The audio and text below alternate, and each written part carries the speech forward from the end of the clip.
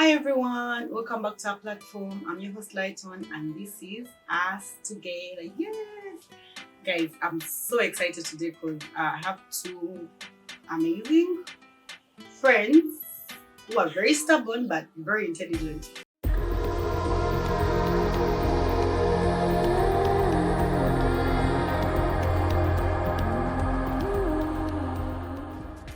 Sasha here, very stubborn and intelligent.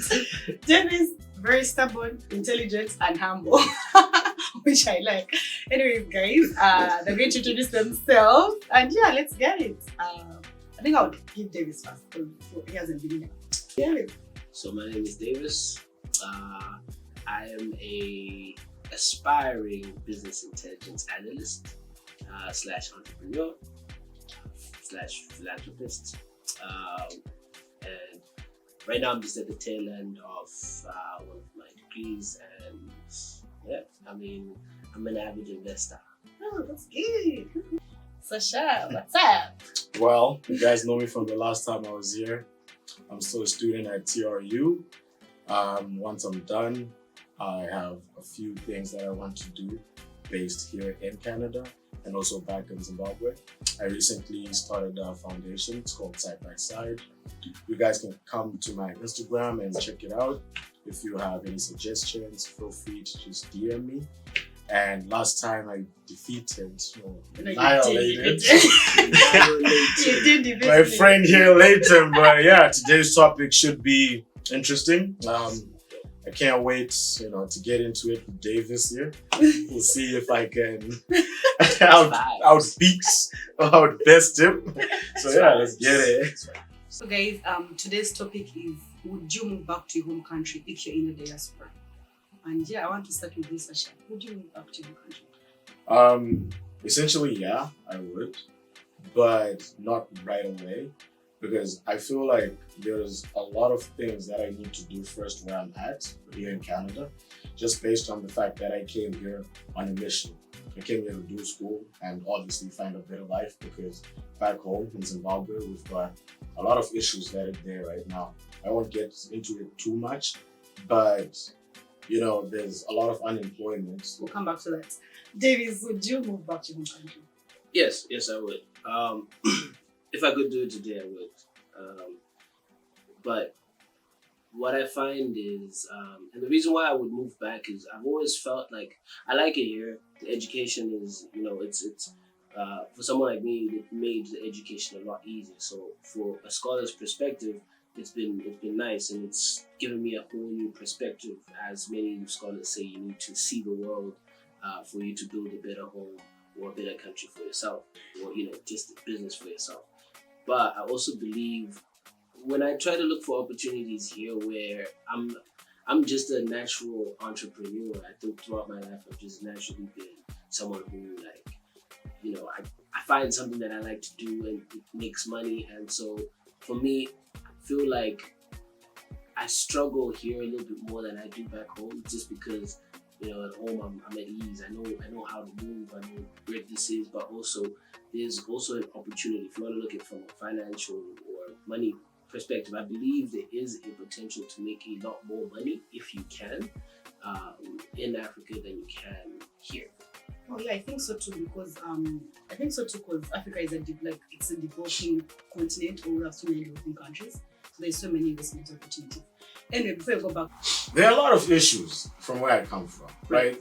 And I just feel like right now is not good for me to be like, oh, I'm up and leave and go back when I have so much that I've been given by this opportunity to be in Canada. Yes. I would have never worked if I was in a university in Zimbabwe. That's one. Number two, there's no opportunity for growth in terms of company structure.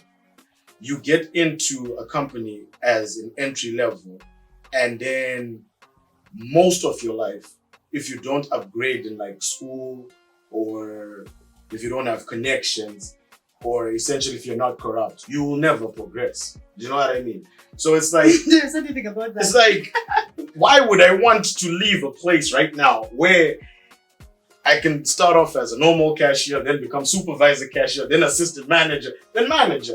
To go back to the place so where I let's can address first. this. Yeah. What do you think about that? There's no room for growth if you don't know anyone for education and all that. Well, no, that's true. It's hard to go into the companies that are currently there and think that you're just gonna go and then start, becoming president of that company. No, it's not gonna work like that because the But age. though I also feel like you can still progress. Like, of course, it's not like as easy as it is here. Yeah. But like, still, there's room for improvement. Yeah, But what Tasha is saying is like you totally can't. no, Tasha. yeah, No. well, I wouldn't say you can, but but here's hard. where my point is Yeah, it's hard. it's not. This is not the age for that anymore. It's, a lot of those businesses have lost their way in terms of like innovating and changing. Larger companies could have been starting to work towards making larger impacts into what we're supposed to be doing today. Right now, we don't even have a good banking app. There's only one bank that I know in Zimbabwe where I haven't really looked at the banks, but this bank ABC, they've put money behind the innovation, and I know there's young people on that team. There's Morgan and Co in Zimbabwe. Those people put an app where they give you information about the stock market. It's phenomenal. That's changed because now people have information about the stock market that they never had before. And so that's what I'm saying is, this is essentially for me, how I feel is it's no longer necessarily the age for us to just go and then work for another business or another company. It's time for more. So it's us to go and start businesses. We need to start in entrepreneurship. We need to build businesses now. Fair enough, but growing up in that situation where, I mean, for a lack of a better word, and not to be offensive to anyone else, you're coming from a background that you're less fortunate, right?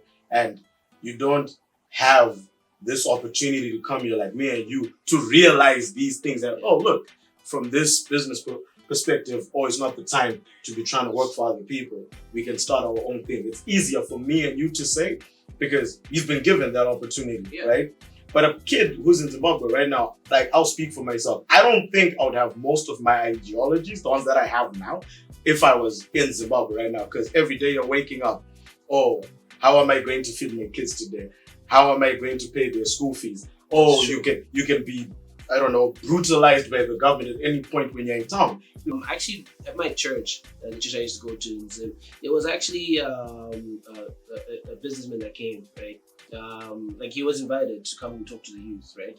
And he said, if you have a business plan, bring it to me. I'll listen to it. And if I think it's viable, I will work with you to do it. It's not that they don't want to. But the question is, how many had the business plan in the past day? It was everyone who attended that the youth service that day. Like I'm saying, like how many had the business plan? Because like Sasha said, like we don't have the mindset. Because honestly, personally back home, or even if outside this platform, like I always wanted to do it personally. I'm talking from a personal point of view. I always even wanted to like start it, but I was like, oh, maybe it won't work, Because I used to be like, go to school, get good grades, and get a good job. You know what I mean? But then when I came here, I'm like, oh my god, I can kind of do this. You know what I mean? But this is a case of where the ball was put in front of the gate, and all you had to do was tap it in. Right? But that's the thing. Like some people, like there's a saying. Okay, you guys don't understand. Let me just tell it. Like again, if the mindset, no, like because there's a thing. Like okay, I'll try to speak it in Uganda and then like maybe say it in English. Like omuntu aliwo omwavu n'omukisa gulabamu obuzibu alifuna n'obuzibu bulabamu omukisa. Like when you come from a place whereby like you've lost hope, you know what I mean? Like even when there's something good, you see something bad in it. Like when there is lack, like you don't know how to grab the opportunity because again, opportunity comes once, right? A man says, bring your business plan, but I didn't even have like a business mindset, right? There is no way I'm going to grab it because first of all, like I don't believe in myself. I feel like that's another thing we lack in South African countries. Like no one is there to guide us. You know what I mean? Like to talk to us, like these things are possible, you can start a business, etc. You know what I mean? Yeah. It doesn't make sense. But also like, and that's one thing that I think true is we have to invest in that, is invest in those conversations because that's the thing is how many people are investing in change, in people understanding that the game has changed. Just look at the global village itself. It's changing and we're behind. Like we're so behind that now it's either our own countries we're getting exploited by the government or we're getting exploited by another country. So you have to pick your poison. But we can choose a different elixir. We can change our mindsets and help those entrepreneurs start building things. there's a lot of people with great ideas. There's so many people with so many innovative things that in Zimbabwe alone. I feel like sometimes our government, right? They kind of like oppress us in a way. You know what I mean? Sometimes. Yeah, they oppress us in a way. I'm being nice, guys. But they oppress us in a way because I see like sometimes, okay, again, I'll talk about Uganda, right? I see people from different countries, they come set up businesses and I mean, they flourish, right? And I'd be wondering, it's not a bad thing because even them, I mean, Canada, I've been given opportunities, which I'm very grateful for, right?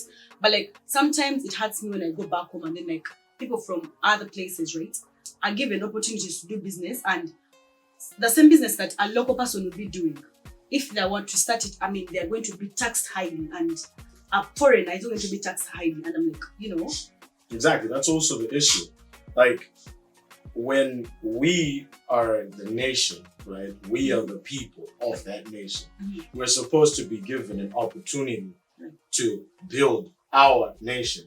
But it's funny how our governments want to give other people from other nations to come in and build our countries. Sasha, we should remember that the opportunities are not going to be handed to us. True. We have to also work for them. True, exactly. But I never said you shouldn't work for it. But okay, I've worked, right? We've worked, right? We want to start something, right? We go back, they tax us more than they would tax someone else who's coming from somewhere else. And to me, it's like, why?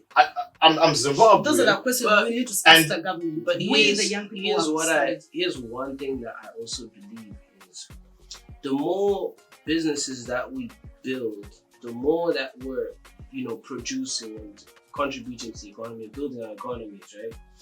The more we can then come back and say, hey, look, these certain policies that you have in play are not conducive enough for us to continue that way. But we don't have those businesses to say that. Exactly. We can't come without any leverage. There's no leverage for us to do it. That's what I'm saying. That's what I was actually saying. Like, you have to work for it. We need something. Yeah. Okay, so guys, this was a very interesting debate, So as we conclude, what do you think is the role of the young people in developing their countries? I'll start with Sasha, actually. Oh, me? Yes. Okay. Honestly, I feel like we do have a part to play in what's going on back home. Definitely, if you're in the diaspora, I wouldn't say it's your responsibility, but I think it would be morally ethical for you to care about the situation back home. And I've always had a dream whereby all the people who are in the diaspora from Zimbabwe come together on some platform, because these days social media has taken over, right? You can talk to anyone from anywhere in the world. We come together, we form our own party. Political affiliations in Zim are not really the best. Either party, NDC, ZANU-PF, I don't really feel like they can carry us forward because they're so much behind. They don't know the policies or the way that life is going right now. I like that you said. Exactly. We are in that means 20. With the young people, it's our job. Exactly. So we are in 2020. Our government is still 1980. You know what I mean? So if we come together, even that's our president. Whenever he's talking about something, he's like, "You guys, when I fought in 1986, I'm like, exactly. These people are still thinking about that because, like, honestly, if you go back to my country and you tell people that you can tap your card and it makes a payment, or you can pay off your phone, people look at it, huh? Guys, how many people have cards? You see? But that's, how many people have cards? And that's, what you're saying, I'm starting to, that I agree with that point. Exactly. But I also want to make, I feel like we should make it a responsibility more than a morality, because the thing is, we are in a place where we are going to, like, if you're going to then sit there and watch your country just be taken over, then if you want to do that, then that's fine. But then, like, us coming out here as scholars and as people who come out to seek a good opportunity here, then we can find more opportunity there. Okay, fair enough. And you can do it. You can do it you can do it side by side. You can do both. It's just part of your portfolio. If you want to talk investment terms, it's just add to your portfolio what you can do. Buying a house here is expensive. Buying a house in Zimbabwe, very affordable. I can buy a 2-3 bedroom house for 80K. We as the diaspora, right? We. Exactly. And so it's fair enough, and I get that. And honestly, the reason why I don't want to say it's our responsibility or my responsibility is because I don't want to impose my ideologies on someone, because someone might not necessarily feel like it's my responsibility to do that, because like we're all different, right? So as I was saying, if we can all come together as the diaspora community and say, look, these people are not going to move this country forward, let's do it. Then I can pose and say, you don't have to pose your ideology. What you can do is you can pitch your ideology, right? But you can also play your role. Like even though we have different ideologies. Like you and I have different ideologies, but it hasn't stopped you from starting a charity, an NGO. It hasn't stopped me from starting my NGO. Right? We might just want to start our NGOs in different places. You might not want to move now. I might want to move tomorrow, but it doesn't change as long as you play. I feel like if you play your role in the bigger picture, if people have these conversations about what role they can play too in the bigger picture, then we can start to navigate and come up with better structures. If you're saying our political landscape isn't the best, then that's fine, because we can't help, because neither of them know. I don't know if they know what they're doing or if they don't, but I don't want to speak for them. They they can make it sound right, but at the end of the day, all I'm saying is we can make the impact that we want aside from it. That's why I'm saying that you can't, because you have to navigate through that political system. So how do we navigate? That's the question. Which is where I was coming to saying, like, look, there's ways to navigate, but there's different strategies that we can use. There's multiple, and I can't begin to start. The only one I know, that the one I've been pondering upon, right now, is the lobbying aspect of it. Okay, guys. No, wait. Of just saying, like, let's come together. Let's build what we want to see, and then let's ask for the changes to be made. Right. And I feel like what you guys are really saying is we as the younger people, again, it's our job to play our parts. That's what I've got. Just play your role, like small or big, just do what you can. And again, we are the change we've been looking for. We are the change we've been waiting for. So everybody should just play their part in their capacity. And for me, I take it upon me as a responsibility to do change, to get some sort of change in my motherland and in Africa as a whole. And I want to thank you guys for coming. I want to thank Davis. Thanks so much for coming. You're so calm and collected. I like that. Thanks, Sasha, for coming. You're very stubborn, but I like you anyway.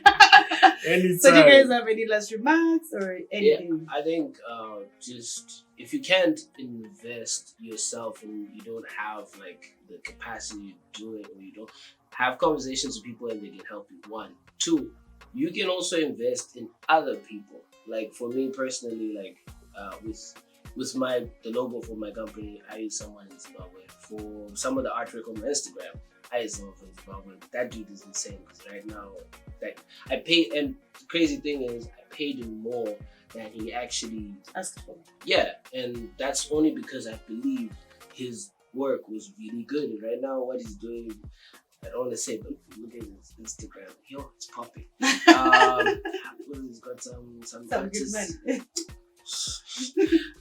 And also, like, the person that mixes and masters my music, that's my go-to guy, and like I've developed a relationship with him. That's my go-to, and I believe in him. So if I can, I will get him anything and everything in my power that I can provide at the time I can to support his vision. Thank you. I think that's again what we need to believe in our people. Sasha, your last remark.